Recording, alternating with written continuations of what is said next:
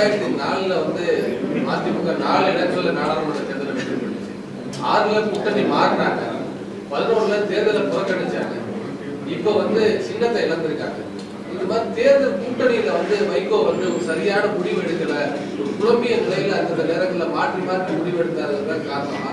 அதிமுக வீழ்ச்சிக்கு காரணம் அது நீங்களே எழுதிய செய்தி தான். சரியான நேரத்தில் தவறான முடிவெடுப்பவர் தலைவர் வைகோ என்பது நீங்க சொன்னதுதான். பொதுவெளியில, தொலைக்காட்சியில, பத்திரிகையில வந்த செய்திகள். எனவே 1998 அனைத்து இந்திய அண்ணா திராவிட முன்னேற்ற கழகம் தான் மறுமலர்ச்சி திமுக ஒரு அங்கீகாரத்தை, நாடாளுமன்றத்திற்கான வாசலை திறந்து விட்டது எது என்று கேட்டால் அதிமுக தான். ஆனால் அந்த அதிமுகவுடன் கூட்டணி வைத்து 3 நாடாளுமன்ற உறுப்பினர்கள் பெற்ற மதிமுக கூட்டணி தர்மத்தை மீறி அப்பொழுது வாஜ்பாய் அரசுக்கு தார்மீக ஆதரவை தந்தது. அது அதிமுகவுக்கு கோபத்தை வெளிப்படுத்தியது. எங்களுடன் கலந்து ஆலோசிக்காமல் எங்கள் தந்த ஆதரவு தவறு என்று சொன்னார். அதற்கு பின்பாகத்தான் இங்கே தலைநகர் சென்னையில் அண்ணா பிறந்த நாள் விழா மாநாட்டை தமிழக எழுச்சி மாநாடாக தலைவர் வைகோ அவர்கள் நடத்தி சேதுக்கால் கால்வாய் திட்டத்தை அறிவிக்க சொல்லி அடல் பிஹாரி வாஜ்பாய் வந்து இங்கே அறிவித்தார். அதற்கு பின்னால் ஆட்சி மாற்றம் நிகழ்கிறது. அந்த கூட்டணியில் பாஜகவுடன் மதிமுக இருக்கிறது, அதில் திராவிட முன்னேற்ற கழகம் வருகிறது. அந்த கூட்டணியோடு நீடிக்கிறோம். ஆக அப்பொழுதும் நாடாளுமன்ற தேர்தலில் போட்டியிட்டு வெற்றி பெறுகிறோம். இதற்கு பின்பாக தேர்தலில் நிலைப்பாடுகள் மாறுகிறது. பொடா சட்டத்தில் அம்மையார் ஜெயலலிதா அவர்கள் தலைவர் வைகோ அவர்களை கைது செய்து வைக்கிறார்கள். இப்பொழுது 2024 ஆண்டு நாடாளுமன்ற தேர்தலில் போட்டியிட்டு 4 தொகுதிகளை பெற்று வெற்றி பெறுகிறோம். அடுத்த 2 ஆண்டுகளில் 2006 ஆண்டு, அப்பொழுது 99 ஆண்டுக்கு பின்னாலேயே 2001 ஆண்டு நடைபெற்ற சட்டமன்ற பொதுத் தேர்தலில் 22 தொகுதியில் கையெழுத்து போட்டு அறிவாலயத்திற்கு சென்று நாங்கள் எல்லாம் சென்று கையெழுத்து போட்டு விட்டு வந்தோம்.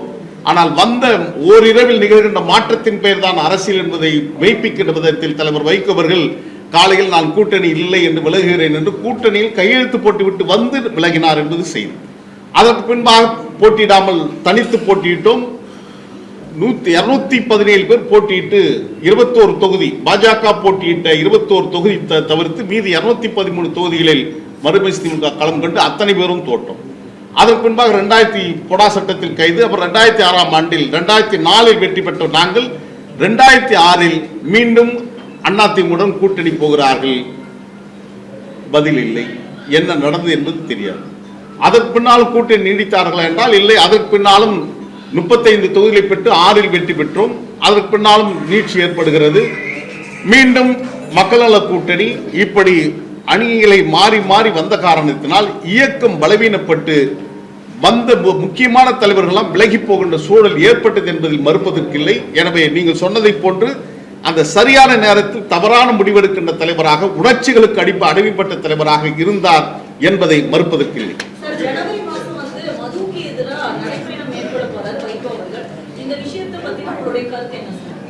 என்னை பொறுத்தவரையிலும் தலைவர் வைகோ அவர்களுடன் பல கட்ட நடைபயணங்கள் நாங்கள் நடந்திருக்கிறோம்.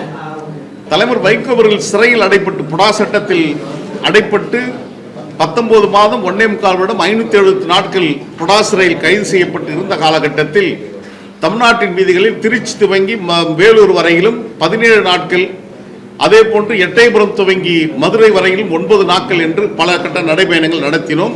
தமிழர்களே நியாயம்தானா சொல்லுங்கள், வைகோ செய்த குற்றம் என்ன, வைகோக்கு இது நியாயம்தானா என்று விண்ணுக்கு மண்ணும் மதுர அன்றைக்கு நீதி கேட்டு நாங்கள் எல்லாம் நடந்திருக்கிறோம்.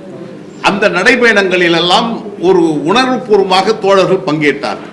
ஆனால் இப்பொழுது எங்களுக்கு கிடைத்திருக்கிற செய்தி, நேற்று எங்களுக்கு கிடைத்திருக்கிற செய்தி, நடைபயணத்தில் பங்கேற்கின்ற தோழர்களுக்கு ஒரு நாளைக்கு 1000 ரூபாய் வீதம் கொடுப்பதாக சொல்லப்பட்டதாக செய்தியில் வருகிறது.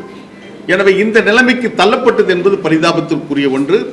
இத்தனை நாட்கள் திமுக ஆட்சி அமைந்து ஏறக்குறைய 4.5 ஆண்டுகள் நிறைவு செய்து ஒரு சிறந்த ஆட்சி நடத்தி கொண்டிருக்கின்ற போது இவ்வளவு நாள் பேசாத தலைவர் வைகோ அவர்கள் இப்பொழுது மதுவுக்கு எதிராக பேசுகிறார் என்று சொன்னால் திமுக ஆட்சிக்கு எதிராக இந்த நடைபயணத்தை மேற்கொள்கிறார் என்கின்ற ஒரு தோரணம் நிச்சயமாக உருவாகும். பத்திரிகைகள் இது குறித்து விவாதிக்கும்.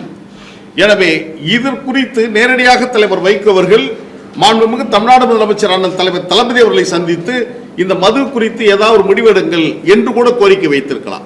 ஏன் நடைபயணம் போகிறார் என்று சொன்னால் கரைந்து காணாமல் போயிருக்கின்ற மதிமுக இருக்கிறது என்பதை உலகத்துக்கு காட்டுவதற்காக நடைபயணத்தை தான் இப்பொழுது பணத்தை செலவு செய்து நடத்துகிறார் என்பது நாங்கள் எங்களுடைய பார்வையில் பார்க்கிறோம்.